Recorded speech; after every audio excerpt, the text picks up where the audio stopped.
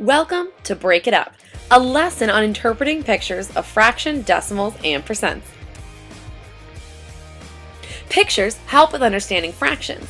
You gotta love pictures, and they help us to figure out these more complicated ideas. So let's look at some examples. First, I have a pie or a pizza that I've cut into 6 slices. I'm going to shade one of those slices, or maybe I'm going to eat a piece of pie.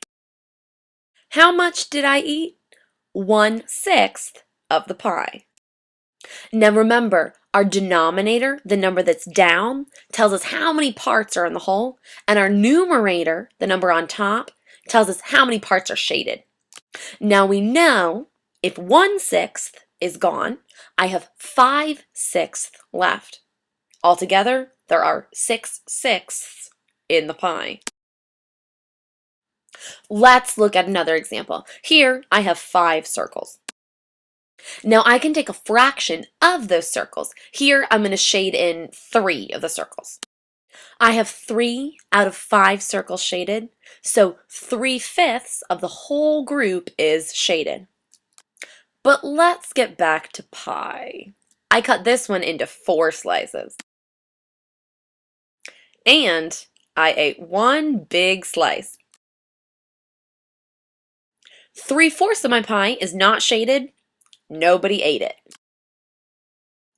Which means that 1/4 is shaded. That's how much I ate. Now we already know that it's 1/4. If we wanted to say that as a decimal, we could say 0.25 of the pie is shaded. And this is the part where you have a couple things to write down. Fractions and percents are 2 ways to describe parts of a whole.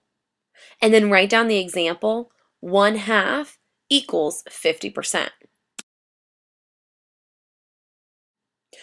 If you need to pause that, you can go back and pause that. Also, you need to draw these pictures that come up next in your notes.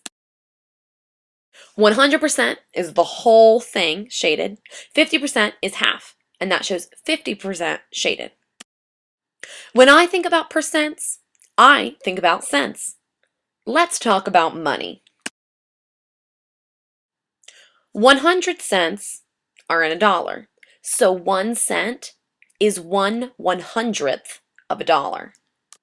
We can write that as 1 cent, or we can say it's 1% of a dollar.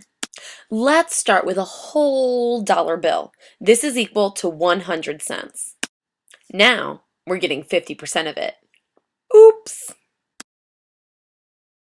Side note, I do not recommend ripping money at home. But let's get back to that dollar I ripped. Now we have half of a dollar, which is equal to 50 cents. You could write it either way. Or we could say that half of a whole equals 50%. In case you were wondering, don't try to go to the store with half of a dollar bill. Instead, you could use a half-dollar coin, although we don't use those very often. Let's rip the dollar bill again. Now we have 1/4 of a dollar, or 25 cents. We could also say that 1/4 of a whole equals 25%. And that's what a quarter is. It says it's a quarter dollar because it's 1/4 of a dollar, or 25%. 25 cents. Now let's rip it to shreds. Now we have 1/10 of a dollar, or 10 cents. And you guessed it, 1/10 of a whole equals 10%.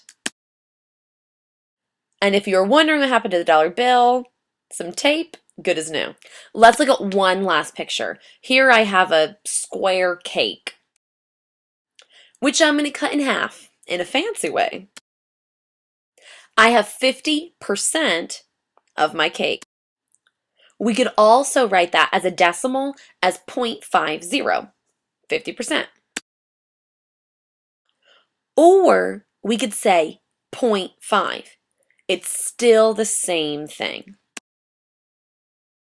We're going to play some games with these cards I'm about to show you in class. 1 equals 100%. Those all equal 1/10. These all equal 1/2. And those all equal 75%. We're going to look at one last problem.